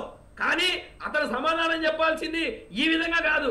ఏదైతే జగన్మోహన్ రెడ్డి మీద వచ్చిన ఆరోపణలకు సమాధానం చెప్పాలి. వాళ్ళు అభివృద్ధి చూపిస్తారన్నారు కదా, ఆ షర్మిల గారు దానికి సమాధానం అడిగారు, దానికి సమాధానం చెప్పాలి. చంద్రబాబు నాయుడు గారి మీద బకెట్లు పొరవేశారు, పోలవరం అన్నారు, పింక్ డైమండ్ అన్నారు, ఏటీఎం అన్నారు, ఇలా ఎన్ని కమ్మ డిఎస్పీలు అన్నారు. అసలు ఇది లేదు అది లేదు. ఈ ఫ్లైఓవర్ గురించి అయితే ఇదే ఫ్లైఓవర్ కింద గుళ్ళన్నీ కూడా కూలగొట్టారు, ఈ గుళ్ళన్నీ కూలగొట్టడానికి కారణం చంద్రబాబు నాయుడు అని చెప్పి ప్రచారం చేశారు. ఇవాళ వచ్చి ఫ్లైఓవర్ మాదే అని చెప్పుకుంటున్నారు. మరి ఆ గుళ్ళ సంగతి ఏంట్రా బాబు అంటే అది మాత్రం మాకు వినబడదు, కనబడదు. ఇట్లుంటది జగన్మోహన్ రెడ్డి ప్రయత్నాలండి. ఇవన్నీ ఎవరు కూడా వినడానికి సిద్ధంగా లేరు, నమ్మడానికి సిద్ధంగా లేరు. నిజంగా ప్రజలకి అసలు ఏం జరిగిందనేది చాలా క్లియర్ గా తెలుసు. కేవలం ఒక్క అవకాశం మట్టుకే వాళ్ళకి ఇచ్చారు, ఆ ఒక్క అవకాశం అయిపోయింది. ఇంకా పుస్తకం మూసేసుకొని వెళ్ళిపోవడం తప్ప అంతకు మించి ఇంకోటి ఏం లేదని తెలియజేస్తున్నాను. Right, okay. కృష్ణకిషోర్ గారు మీరు చెప్పండి. అంటే ఇంతకుముందు మీరు మాట్లాడిన మాటలకు కూడా చెబుతూ ఏమన్నారంటే ఈ జరిగే ఎలక్షన్స్ క్యాండిడేట్స్ని చూసి కాదు, చంద్రబాబు నాయుడిని, జగన్ని చూసి జరిగే ఎలక్షన్స్, ఆయన పాలన ఎలా ఉంది, ఈయన పాలన ఎలా ఉంది అని చెప్పారు ఇంతకుముందు శ్రీనివాస్ రెడ్డి గారు. మీరు చెప్పండి, మీ అబ్జర్వేటింగ్ పాయింట్స్ ఏంటి అసలు? ఇప్పుడు ఆయన పెద్దలు శ్రీనివాస్ రెడ్డి గారు ఇందాక ఒకటి, అంటే నేనేదో ఒక మాట అన్నాను, దాన్ని ఖండిస్తూ వచ్చారు. మీది ఏ ఊరు, ఏ జిల్లా నాకు ఏది ఉంటుందో. అంటే ఇప్పుడు ఎన్హెచ్ఏకి సంబంధించి దీక్షిత్ గారు అని చెప్పి ఒక ఆయన ఉంటాడు, ఆఫీసరు. ఆయన ఎన్ని రివ్యూ మీటింగ్లకి వచ్చి విజయవాడ వచ్చి కూర్చున్నాడు సీఎంగా చంద్రబాబు నాయుడు గారు ఉన్నప్పుడు అనేది ఆయన అడిగితే చెప్తుంది. ఆ ఫ్లైఓవర్ ఎవరు పూర్తి చేశారు అంటే అది జగమెరిగిన సత్యం. అది ఫ్లైఓవర్ ఎందుకు పోయింది? ఆ సోమా కన్స్ట్రక్షన్ వాళ్ళ దౌర్భాగ్యం వల్ల వాళ్ళు ఎక్కడో బీహార్లో పనులు తీసుకొని వాళ్ళు ఐపీ పెట్టే స్టేజ్కి వచ్చినప్పుడు ఒక ఎన్హెచ్ఏలో రూల్స్ ఉంటాయండి. ఆ రూల్స్ ప్రకారం అక్కడ ఉన్న మెయిన్ కాంట్రాక్టర్ని మార్చడానికి వీలు లేదు. ఆ టెక్నికల్ రీజన్స్ వల్ల అది పూర్తయిందిగా. లేదంటే 2015 పుష్కరాల టైంకి అది అందుబాటులోకి రావాల్సిన బ్రిడ్జ్, అది ఫ్లైఓవర్. అది అందరికీ తెలిసిన విషయం. రైట్. బ్రిడ్జ్ అనేది ఇవన్నీ కూడా ఓవరాల్ గా స్టేట్ కి సంబంధించి ఒక అభివృద్ధిగా కానీ ఏ రకంగా కూడా పరిగణించే పరిస్థితులు అయితే ఉన్నాయి. ఇప్పుడు ఎలక్షన్స్ హైప్ లో జరుగుతున్న 5వ జాబితా వచ్చే సందర్భం అయి ఉండొచ్చు. ప్రశాంత్ కిషోర్ టీడీపీకి సపోర్ట్ చేయట్లేను అనే సందర్భం అయి ఉండొచ్చు. వైసీపీలో అసంతృప్తులు రాజీనామా చేస్తున్న సందర్భం అయి ఉండొచ్చు. ఓవరాల్ గా స్టేట్ కి సంబంధించిన అబ్జర్వేటింగ్ పాయింట్స్ గురించి చెప్పండి. ఓకే, బ్రిడ్జ్ గురించి మాట్లాడడం జరిగిపోయింది కాబట్టి నెక్స్ట్ దీని గురించి మాట్లాడండి. నెక్స్ట్ మా డెవలప్మెంట్ అంటున్నారు. డెవలప్మెంట్ అంటే 71,000 కోట్ల రూపాయలు వచ్చినాయని చెప్పని రెడ్డి గారు చెప్పారు. ఒక 4 కంపెనీలు టపీమని చెప్పాను అదే రెడ్డి గారిని. ఎన్ని ఉద్యోగాలు వచ్చినాయో చెప్పండి. అది డెవలప్మెంట్ అంటే ఓవరాల్ గా స్టేట్ డెవలప్మెంట్ యాక్టివిటీ అంటే అలా ఉంటుంది. అంతేగాని దానికి వెంటనే ఏదో మనం ఊరికే పెట్టేసుకొని ఒక 2%, ఒకవేళ నిజంగా పోలవరం కనుక ఇప్పుడు పూర్తి చేసి ప్రారంభించుంటే నిజంగా చాలా అప్రైజల్ వచ్చిండేది ప్రజల నుంచి. అలాంటివి కాకుండా 2%, 3% పనులు మిగిలిపోయిన వాటిని పట్టుకొని ఈ కేవలం రాజకీయ విమర్శలు మాత్రమే చేసుకుంటూ లేదంటే ఇంతకుముందు ఆయన జనసేన నాయకులు చెప్పినట్టుగా ఆ సంక్షేమం పేరు మీద డబ్బులు పంచుతూ ఇదే సంక్షేమం అని చెప్పంటే ఇవన్నీ ఏంటంటే గవర్నమెంట్ లో ఆటో పైలట్ మోడ్ లో జరగాల్సిన కార్యక్రమాలు ప్రతి దాన్ని కూడా దాన్ని ఒక అట్టహాసంగా ప్రతిదానికి ఒక ఈవెంట్ పెట్టి ఈవెంట్ మేనేజ్మెంట్ తరహాలో చేసుకుంటూ పోతే అది డెవలప్మెంట్ ఎలా అవుద్ది, సంక్షేమం ఎలా అవుద్ది, దాన్ని ప్రజలు ఎలా యాక్సెప్ట్ చేస్తారు? అసలు అది తెలుసుకోవాలి కదా. అది తెలుసుకోకపోబట్టే దానివల్ల వ్యతిరేకత పెరుగుతోంది. కాబట్టి ఇప్పుడు ఈ జాబితాలు అంటూ మళ్ళీ జనాల అటెన్షన్ డైవర్ట్ చేయడం తప్ప అంతకుమించి అది అందరికీ వాళ్ళకు కూడా తెలుసండి. ఏంటంటే ఇట్లా పడిపోతారు జస్ట్ లైక్ అనమాట. ఇంతకుముందు మన డిబేట్లో ఇప్పుడు జరిగినట్టు కానీ ఏమీ లేకపోయినా కానీ ఏదో ఉన్నది మహాద్భుతం ఏదో జరిగిపోతుంది అని చెప్పి ఒక క్రియేట్ చేయాలి అన్న దానిలో భాగంగా అంటే 2 రకాల డైమెన్షన్స్, 2 రకాల మాటలు మేమే చెప్తాం. 2 రకాల మాటలు మేమే చెప్తామంటాం. మేము ఎంత చేసామంటాం, మళ్ళీ మీరే ఇది లేదు అని చెప్పి అంటారు. గ్యారంటీగా కంపేర్ చేస్తుంటారు. ఒకవేళ నిజంగా కనుక ఇప్పుడు అక్కడ ఉందండి అమరావతి, అక్కడే కూర్చున్నారు, మరి గుంటూరు జిల్లా వారే అని చెప్పి అంటున్నారు ఆయన రెడ్డి గారు. మరి అమరావతి పరిస్థితి ఏంటి? 3 క్యాపిటల్స్ అన్నారు, అయిందా? ఇది కదా. ఇలాంటి జనాలు పట్టించుకోరా? ఓవరాల్ స్టేట్ పాయింట్ ఆఫ్ వ్యూలో చూసుకుంటే ఏం జరిగింది? కర్నూలుకి మీరు ఏమైనా హైకోర్టు తీసుకెళ్లారా? న్యాయరాజధాని కర్నూలు చేయగలిగారా? మా ఎగ్జిక్యూటివ్ క్యాపిటల్ విశాఖపట్నాన్ని చేయగలిగారా? ఏమైంది? ఏమీ కాలేదు కదా. ఇవేవి కాకపోబట్టే కదా ఇప్పుడు మీరు జనాల అటెన్షన్. కృష్ణ కిషోర్ గారు మీరు ఈ 5 ఇయర్స్ పీరియడ్ ని కన్సిడర్ చేసి మాట్లాడుతున్నారు. మీ మాటల్లో తెలిసేదంటే ఈ 5 ఇయర్స్ పీరియడ్ లో జరిగిన దాని గురించి ఎక్కువగా అంటే నెగటివ్స్ ఏవైతే ఉన్నాయో వాటి గురించి మాట్లాడుతున్నారు. అంటే మీ వ్యూ ఎలా ఉండింది? అంటే 2019 టైంలో అంటే మీరు ఒక రాజకీయ విశ్లేషకులుగా ఉన్నారు కాబట్టి నేను అడగడం జరుగుతుంది. అప్పుడు మీ వ్యూ ఎలా ఉండింది? కంపేర్ చేస్తే మీరు ఏం చెప్తారు? కంపేర్ చేస్తానండి. అదేండి అంటే అప్పుడు జనం ఏమనుకున్నారు 2019లో అంటే చంద్రబాబు నాయుడు కంటే కూడా జగన్మోహన్ రెడ్డి అంటే యువకుడు, లేదంటే ఆయన తండ్రి గారు లేకపోతే ఇంకోటి అనుకున్నారు. ఒక విభజిత రాష్ట్రం ఈయన చేస్తున్నాడు కదా, ఇంతకు మించి ఆయన ఏం చెప్పారు అమరావతి విషయంలో కూడా నేను ఇంతకు మించి చాలా వేగంగా కడతాను, చాలా తక్కువలో కడతాను అంటే కొంత అనుకున్నారు. అప్పుడు కూడా జనం ఏమనుకున్నారు, అమ్మో చంద్రబాబు నాయుడు గారు కాస్త నిదానంగా ఉంది ఈయన ఏదో అని చెప్పి అనుకొని ఈయనకి అసలు కంబైన్డ్ స్టేట్కి కావాల్సిన మ్యాండేట్ కంటే కూడా ఎక్కువ ఇచ్చారు. అంత ఇచ్చినప్పుడు ఈయన ఎంత అద్భుతంగా చేయొచ్చు? ఈయన గారు చేసింది ఏంటి ఒకసారి చెప్పండి. ఈయన గారు చేసింది ఏంటి? ఒక్క సెక్టార్ ఏదైనా కానీ మీ ప్రతి కార్యక్రమం ఇందులో ఇప్పుడు ఈయన ఇచ్చిన దానిలో కొత్తగా వచ్చిన కార్యక్రమం ఒక్క అమ్మఒడి ఒకటేనండి. ఈ 19 తర్వాత వచ్చిన అమ్మ ఒడి ఒక్కటి మాత్రమే కొత్త కార్యక్రమం. దేనికి? ఇంతకుముందు ఈ సంక్షేమ పథకాలు లేవా? ఇంతకుముందు మీకు post matric, pre matric scholarship లేవా? దాన్ని విడగొట్టి విద్యా దీవెన, వసతి దీవెన, ప్రతిదానికి ఒక బటన్ నొక్కడం, ప్రతిదానికి ఒక ఈవెంట్ చేయడం అంటే గవర్నెన్స్ కనిపించాలండి. ప్రతిదానికి నేను ఒక ఉన్నానని గవర్నమెంట్ కనిపించక్కర్లేదు. గవర్నెన్స్ కనపడితే చాలు. ఆటో పైలట్ మోడ్లో జరగాల్సిన కార్యక్రమాలు చాలా ఉంటాయి. ప్రతి దాన్ని ఒక ప్రచార పిచ్చతోటి చేసుకుంటూ పోవటం అది జనాలు ఏం హర్షించరు. వాళ్ళు చూసుకుంటారు, వాళ్ళు లెక్కేసుకోవట్లేదు. ఇంతప్పుడు ఒక్కసారి డిగ్రీ విద్యార్థులు వీళ్ళు ఈ స్కాలర్షిప్ల వ్యవహారం వచ్చిన తర్వాత ఎంతమంది ఇంతకుముందు ఆ ఫీజు రియంబర్స్మెంట్ అనేది డైరెక్ట్గా కాలేజీకి పోయేది, యాజమాన్యానికి తర్వాత స్టూడెంట్కి సంబంధం ఉండేది కాదు. ఇప్పుడు ఏమవుతోంది, వాటిని తీసుకెళ్ళి మేమేదో ఇచ్చేస్తున్నాం అనే ఒక భ్రమ, ఆ భ్రమ కల్పించడం కోసం వాళ్ళ పేరెంట్స్ అకౌంట్లో వేయటం వల్ల వాళ్ళకున్న ఇతరత్ర వాళ్ళకి ఇప్పుడు బయట పనులు లేవు, ఏం లేవు, ఉపాధి లేదు, సంపాదన లేదు. వాళ్ళు ఏం చేస్తున్నారు, ఈ వచ్చిన డబ్బులు ఖర్చు పెట్టేసుకొని పిల్లలకి కట్టలేకపోవడం వల్ల కొన్ని వేల లక్షల మంది విద్యార్థులు వాళ్ళ సర్టిఫికేట్లు రాక ప్రైవేట్ కాలేజీ యాజమాన్యాల చేతుల్లో వాళ్ళ సర్టిఫికేట్లు మగ్గుతూ ఉన్నాయి. ఇది చూడరా అండి. మీరు చూడండి ఎవరు ఎఫెక్ట్ అవుతున్నారు అంతిమంగా. ఒక ఏదైనా మనం చేస్తున్నాము అంటే మనం చేసే పని Yes, ఒక సంక్షేమ పథకానికి ఉన్న ఒక డ్రాబ్యాక్ గా, ఒక సంక్షేమ పథకానికి ఉన్న ఒక డ్రాబ్యాక్ గా మీరు చెప్తున్నారు. ఇట్స్ ఓకే అండి. ఈ పొలిటికల్ పార్టీస్ వ్యూహాలు, వ్యూహకర్తల పాత్ర ఎలా ఉంటుంది ఒకసారి చెప్తారు? అలాగే at the same time Prashant Kishor గురించి కూడా మీరు మాట్లాడాలి. అదేంటంటే ఒక రకంగా చూస్తే నా ఉద్దేశం ప్రకారం నాకు తెలిసినంత వరకు తెలుగుదేశం పార్టీకి చంద్రబాబు నాయుడిని మించిన వ్యూహకర్త ఇంకొకళ్ళు ఉంటారని చెప్పి అనుకోరండి. అదేంటంటే ఇప్పుడు ఆ ప్రశాంత్ కిషోర్ని తీసుకొచ్చి ఇంతకుముందు అక్కడ పెట్టి వామ్మ ఇంత మ్యాండేట్ వచ్చిందని ఒక రకంగా ఒక భయం క్రియేట్ అయిపోయింది అన్ని పార్టీల్లోనూ. ప్రతిోడు మాకు ఒక వ్యూహకర్త ఉంటే బాగుండు అని చెప్పని. వీళ్ళు ఏమన్నా మహాభయానకని అక్కడి నుంచో తీసుకొచ్చే వ్యూహాలు, అతి అరివేర భయంకరమైన వ్యూహాలు, లేదంటే ఇట్లాంటి కత్తిఘాట్లు, కాలుకి కట్టుకోవటాలు, పొడిపించుకోవటాలు, ఈ వ్యూహాలు తప్ప ఇంతకుమించి ఏమీ రావట్లా ఇక్కడ. లేదంటే వ్యక్తిగతంగా పరమ హీనంగా నీచంగా క్యారెక్టర్ అసాసినేషన్ చేయటాలు, ఇవి తప్ప కొత్తగా ఈ వ్యూహకర్తల వల్ల రాష్ట్రం నేర్చుకుంది ఏంటి అసలు ఏం లేదు కదా. ఇంత ప్రశాంత్ కిషోర్ రాకముందు ఈ స్థాయిలో వ్యక్తిగత దోషాలు లేవు మరి నేను చూసినంత వరకు. అంటే ఇప్పటికీ ఇంకా వీళ్ళు ఇక్కడ నుంచి మొదలు పెట్టలేదు, వాళ్ళు మొదలు పెట్టారు, 5 ఏళ్లుగా చేస్తున్నారు. అతి దారుణమైన వ్యక్తిగత దోషంలో చూస్తూనే ఉన్నాం. ఆఖరికి ముఖ్యమంత్రి స్థాయిలో ఉండి ఎదుటి రాజకీయ నాయకుడి మీద భార్యల గురించి దీని గురించి ఆయనకి గౌరవం వస్తుందండి చెప్పండి అసలు ముఖ్యమంత్రి గారికి? ఆయన గౌరవం వస్తున్న సామాన్య ప్రజల్లో ఆయన ఎంత పలచన పడిపోతాడు, ఆయన్ని ఎంత నీచంగా దానివల్ల ఏమవుతుంది? నీకు ఎదుటి పక్షం వాళ్ళు ఏం చేస్తున్నారు? నీ కుటుంబం మీద పడుతున్నారు. అసలు నీకు అసలు ఏ సంబంధం లేని ఇక్కడ ఏమో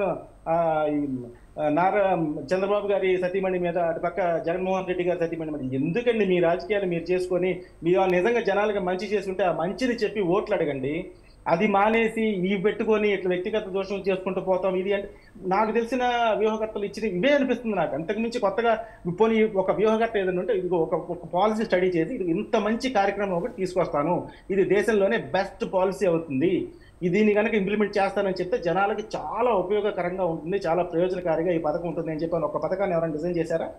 లేదు కదా. పోనీ అట్లా మీరు అలవి కాలినే హామీలు ఇవ్వటం, వాటిని నమ్మేసి జనాలు కూడా నాశనం అయిపోతున్నారండి. అంటే ఒక విధంగా చెప్పాలంటే వ్యూహకర్తల వల్ల జనాలు సర్వనాశనం అవుతున్నారు. లేదు మామూలుగా ఈ పొలిటీషియన్స్ కనుక మేమేం చేస్తామో చెప్పి ఏం చేయబోతున్నామో చెప్పుకుంటూ పోతే సరిపోతుంది. నాకు తెలిసినంత వరకు చంద్రబాబు నాయుడు గారు 2014 నుంచి 19 వరకు వాళ్ళు ఏం చేశారో అందులో వాళ్ళు ఎక్కువగా సాధించింది ఏంటో ఒక 10 కార్యక్రమాలు తీసుకొని దాని తర్వాత మేము వస్తే ఏం చేద్దాం అనుకుంటున్నాము, పోనీ ఒకవేళ వీళ్ళు చేయకపోయి వీళ్ళు వాళ్ళు చెప్పిన అంచనాలకి వీళ్ళు అందుకోలేని పోనీ ఉంటే వాటిని చూపించి ఆ కంపారిజన్ చూసి ఎలక్షన్కి వెళ్తే సరిపోతుంది. అంతేగాని ఇప్పుడు వ్యూహకర్తలను పెట్టి ఆయన పని చేస్తాడా, ఆయన పని చేయడా, ఇవన్నీ అనవసరం. ప్రశాంత్ కిషోర్ కూడా ఇప్పుడు ఒక రకంగా ఏంటంటే ఆయన వ్యూహకర్త కాదు, ఆయనే అనౌన్స్ చేసాడని, ఆయన వదిలేసి బీహార్ పాలిటిక్స్ లో ఉన్నాడు. ఆయన తర్వాత ఇంతకుముందు రాకేష్ గారు చెప్పారు ప్రశాంత్ కిషోర్ కలిసి హార్డ్ డిస్క్ ఇవ్వడం జరిగింది, చాలా ఇంపార్టెంట్ విషయాలు షేర్ చేసుకోవడం జరిగింది అని చెప్పారు. అవి ప్లస్ అవ్వవా టీడీపీకి? అది పొలిటికల్ గా మరి ఏ హార్డ్ డిస్క్ ఇచ్చారో అది మీరు రాకేష్ గారిని అడిగితే బాగుంటుంది. ఎందుకంటే ఆయన ఆ వ్యూహకర్తలు అది చేస్తే అదేంటంటే అది మొన్నటి వరకు ఆయన జగన్మోహన్ రెడ్డికి పనిచేశాడు, ఆ తర్వాత వెళ్ళిపోయిన తర్వాత ఆయన శిష్యుడు రిషిరాజు అంటే ఒక పార్టీలో పనిచేసి ఇలాంటివి అంటే షేర్ చేయడం అనేది కూడా ఎలక్షన్స్ ముందు చేస్తారని చెప్పి నేనైతే అనుకోవట్లేదు. ప్రశాంత్ కిషోర్ అట్లాంటి పనులు చేస్తారని చెప్పని ఎవరు అనుకోరు, నేనైతే ఫస్ట్ లో కూడా అనుకోను. ఒకవేళ ఇండియా కూటమి అది పొలిటికల్ కలరింగ్ ఏదైనా వచ్చిండి ఆయన వ్యక్తిగత సమాచారం ఏదన్నా క్లోజ్ ద డోర్ ఏమన్నా షేర్ చేసుకుంటే చేసుకొని ఉండొచ్చు. పని చేయడం వేరు, ఇంకా పని చేయాల్సిన అవసరం ఉంది. అంత నిజంగా అంత వ్యాలిడ్ హార్డ్ డిస్క్లు ఇస్తే ఇంకా కంటిన్యూగా పని చేయాల్సిన అవసరం కూడా ఉండదేమో. ఓకే, శ్రీనివాస్ రెడ్డి గారు మీరు మాట్లాడండి. అంటే అభివృద్ధి సంక్షేమ పథకాలు అంటే సంక్షేమ పథకాల్లో ఉన్న డ్రాబ్యాక్స్ కూడా చెప్పారు, మీరు మాట్లాడండి. కృష్ణకిషోర్ గారు ఏకపక్షంగా 1 సైడెడ్ గా మాట్లాడటాన్ని ఆయన ముందు ఎందుకు అంటున్నానంటే ఈ మాట ఆయనకి జరిగిన మేళ్లు కనపట్ల. ఏదో స్కూళ్ళల్లో అన్ని ఇదివరకు ఉన్నాయి, ఎప్పటి నుంచో ఉన్నాయి స్కూళ్ళు, పశువుల పాకలను తలపించే స్కూళ్ళు కూడా ఉన్నాయి. అన్నింటినీ డిస్మాంటిల్ చేసి 2 అంతస్తులు 3 అంతస్తులు భవనాలుగా కార్పొరేట్ భవనాలుగా తీర్చిదిద్దింది ఆయన కనపట్ల. ఒకటి. రెండవది ఫీజు రియంబర్స్మెంట్ గురించి చెప్పారు, వాళ్ళైనా ఇస్తారు వీళ్ళైనా ఇస్తారని. పుత్తనపురపు వాళ్ళ బ్రాహ్మణ సామాజిక వర్గానికి చెందిన వారే పుత్తనపురపు సాయి అనేటటువంటి కుర్రవాడు మా నల్లపాడు గ్రామంలో చంద్రబాబు నాయుడు ముఖ్యమంత్రిగా ఉన్నప్పుడు 38,000 మాత్రమే ఫీజు రియంబర్స్మెంట్ వస్తే అతను కట్టవలసిన ఫీజు 55,000 అయితే మిగతా బ్యాలెన్స్ వాళ్ళు కట్టుకునేవాడు. అతను ఈ జగన్మోహన్ రెడ్డి గారు ముఖ్యమంత్రి అయిన తర్వాత ఈ 4 ఏళ్లలో ఆయన కోర్సు పూర్తి అయిపోయింది. ఆయన టీసీ తీసుకోవడానికి వెళ్ళబోయే ముందుగానే ఆ టైంలో చంద్రబాబు నాయుడు హయాంలో కట్టినటువంటి ఆ ఎక్స్ట్రా అమౌంట్ కూడా తిరిగి వెనక్కి వచ్చింది. ఆ 17,000 రూపాయలు కూడా తిరిగి వెనక్కి ఇచ్చినటువంటి నిబద్ధత కలిగినటువంటి ప్రభుత్వం జగన్మోహన్ రెడ్డి గారి ప్రభుత్వం. తర్వాత ఏదో కంపెనీల గురించి మాట్లాడుతూ ఉన్నారే, ఆ కంపెనీల గురించి మాట్లాడుతూ ఉన్నారు. కియా మోటార్స్ కాకుండా ఒక కంపెనీ పేరు మీద చెప్పానండి, ఒక్క కంపెనీ పేరు చెప్పానండి. నేను ఇప్పుడు కంపెనీల పేర్లు చెప్తాను, చదువుతా వింటారా మీరు? ఒక 40 కంపెనీల పేర్లు వరుసగా చెప్తాను. ఏమండి 4 కాదండి, సెంచురియన్ ప్లైవుడ్ అనేవాళ్ళు 600 కోట్ల రూపాయలు పెట్టడానికి కూడా చంద్రబాబు మొహం చూసి వెనక్కపోతే వాళ్ళు వచ్చి ఈ రోజున బద్వేల్లో 2,200 కోట్ల రూపాయలు పెట్టారు. 2,200 కోట్ల రూపాయలు. ఇన్ఫోసిస్ వాళ్ళు తగినటువంటి ఇక్కడ లేదని చెప్పేసి విశాఖపట్నం వచ్చి వెనకెళ్తే మళ్ళీ ఈ రోజు ప్రారంభించాడు జగన్మోహన్ రెడ్డి గారు. ఇన్ఫోసిస్ 2017 జూన్ నెలలో ఇన్ఫోసిస్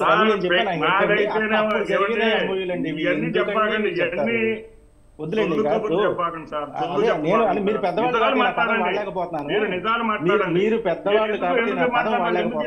నేను జనాల దాని గురించి మాట్లాడుతున్నాను, నేను పొలిటీషియన్ కాదు. మీరు దయచేసి hold your tongue. Mind your మీరు ఎదురుగా పొలిటీషియన్ గురించి ఏమైనా మాట్లాడుకోండి. పొలిటీషియన్ గురించి ఏదైనా మాట్లాడే టెల్లింగ్ లైఫ్ కాదు. నేను ప్రెస్ రిలీజ్ కూడా ఇస్తాను. 2017 జనవరి 27 2017 MOU ఇన్ఫోసిస్ ఎందుకని చెప్తారు? అబద్ధాలు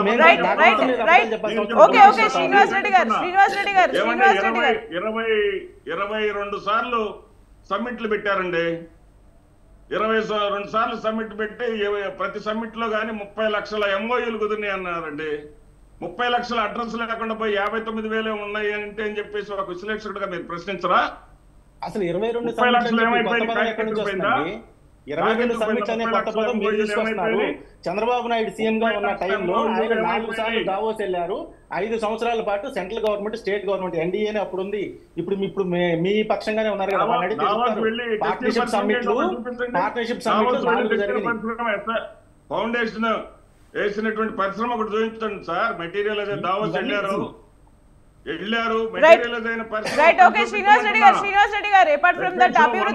అభివృద్ధి జరిగింది అని మీరు చెప్తున్నారు, అభివృద్ధి జరగలేదని వాళ్ళు చెప్తున్నారు. అట్ ద సేమ్ టైం వ్యక్తిగత దూషణలు అనేది వ్యూహకర్తలు ఇన్వాల్వ్ అయిన తర్వాత వ్యక్తిగత దూషణలు చాలా పెరిగిపోయాయి. చేసిన అభివృద్ధి గురించి, చెయ్యని అభివృద్ధి గురించి మాట్లాడి ఓట్లు అడిగితే బాగుంటుంది అనే ఒక సందర్భం. ఓకే శ్రీనివాస్ రెడ్డి గారు కన్క్లూడ్ చేయండి. 1 minute ఉంది, మీకు 1 minute ఉంది, కన్క్లూడ్ చేయండి. నెక్స్ట్ ఇద్దరు ఉన్నారు, వాళ్ళతో మాట్లాడాలి. శ్రీనివాస్ రెడ్డి గారు ప్లీజ్ కన్క్లూడ్. వ్యక్తిగత దూషణలకు శ్రీకారం చుట్టింది ఎవరో ఒకసారి వెనక తిరిగి చూసుకుంటే అసెంబ్లీ సాక్షిగా పాతేస్తాను రే నా డాష్ లా కొడకల్లారా అని చెప్పేసి అన్నవాళ్ళు ఎవరో ఒకసారి ఈ రాజేష్ గారో లేకపోతే వీళ్ళు కిషోర్ గారు వెళ్ళి ఒకసారి క్యాసెట్లు వెనకాల వేసుకుంటే తాట తీస్తా తోలు తీస్తా మొదలు పెట్టిన వాళ్ళు ఎవరో ఒక్కసారి చూసుకుంటే అర్థమైంది ప్రజలకు అన్ని విషయాలు.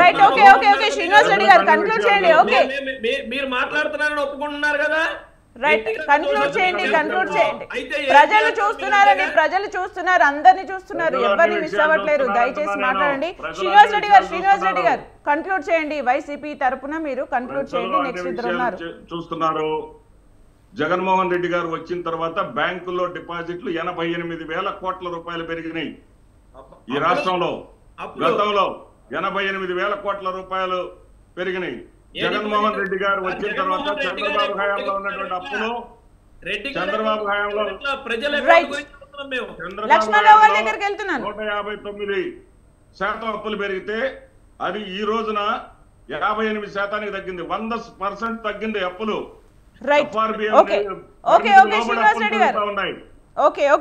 లక్ష్మణ్ రావు గారు కన్క్లూడ్ చేయండి. శ్రీనివాస్ రెడ్డి గారు మంచి ముందుగా చెప్పానండి. ఆయన ప్రిన్సిపల్ అయినా స్కూల్ పిల్లలకి ఏ విధంగా ట్రైనింగ్ ఇవ్వాలి, ఏ విధంగా చదువు చెప్పాలో టీచర్లకి అందరికీ. లక్ష్మణ్ రావు గారు Janasena stand and today's topic దాని గురించి కన్క్లూడ్ చేసేయండి. ఓకేనా? నేను చెప్తున్నాను అదేనండి. అనేది ఏంటంటే టైం లేదు. వాళ్ళు జగన్మోహన్ రెడ్డి గారు అవనియండి, వైఎస్ఆర్ పార్టీ అధికార ప్రతినిధులు అవనియండి, ఎవరైనా సరే అబద్ధాన్ని బలంగా ప్రజల్లోకి తీసుకెళ్లి లబ్ధి పొందడం వాళ్ళ స్ట్రాటజీ. ఏదేమైనా సరే ఇంకా వాళ్ళ ఎక్స్పైరీ డేట్ అయిపోయింది కాబట్టి ఖచ్చితంగా మేము ఒకటే చెప్తా ఉన్నాం, వాళ్ళ అభ్యర్థులు మారుస్తారా, లేదా ఫ్రీగా టికెట్ ఇచ్చినా పోటీ చేయడానికి అభ్యర్థులు లేరా, లేకపోయినా వీళ్ళు 100కి లేదా 12,500 కోట్లు అని చెప్పి వీళ్ళు అమ్ముకున్నారా, ఏదేమైనా సరే ప్రజలు నమ్మే ప్రసక్తి లేదు, వీళ్ళు నమ్మట్లేదు, Right. మారు కోరుకున్నారు, మార్పు Right. సత్యం. Okay, రేపు okay. రాబోయేది మాత్రం టీడీపీ జనసేన కూటమి రైట్ ఆ అధికారంలోకి వస్తుంది. Okay, చాలా okay, బలంగా okay అండి. 160 సీట్లు గెలబోతున్నాం ఖచ్చితంగా. ఇది మాత్రం గుర్తుపెట్టుకోండి శ్రీనివాస్ రెడ్డి గారు. ఓకే రాకేష్ గారు కన్క్లూడ్ చేసేయండి, టైం లేదు. Just ఏదైతే conclude. జగన్మోహన్ రెడ్డి వాళ్ళ ఎమ్మెల్యేలని, ఎంపీలని, ఎమ్మెల్సీలని నమ్మే పరిస్థితి లేదు. ఎందుకనంటే వాళ్ళ ఎమ్మెల్యేలు, ఎంపీలు కేడర్ ఎవరైతే ఉన్నారో ఆ కేడర్ పూర్తిగా జగన్మోహన్ రెడ్డి తీసుకున్న నిర్ణయాలకి వ్యతిరేకంగా ఉన్నారు. జగన్మోహన్ రెడ్డి వల్ల అభివృద్ధి కాదు, జగన్మోహన్ రెడ్డి వల్ల శూన్యం, జగన్మోహన్ రెడ్డి ఉంటే ఈ రాష్ట్రానికి నష్టమని వైసీపీలోని ఎమ్మెల్యేలు, ఎమ్మెల్సీలు, ఎంపీలు భావిస్తున్నారు. కాబట్టే ఈ విషయాన్ని బలంగా జగన్మోహన్ రెడ్డి గారి దగ్గర చెబితే వాళ్ళని సీట్లు మార్చి బయటికి పంపిస్తున్నారు తప్ప, బెదిరిస్తున్నారు తప్ప అంతకు మించి అక్కడ అంతకన్నా లేదు. అలా టీడీపీ అలాగే చూస్తుంది అనేది మాత్రం మీరు అంటున్నారు.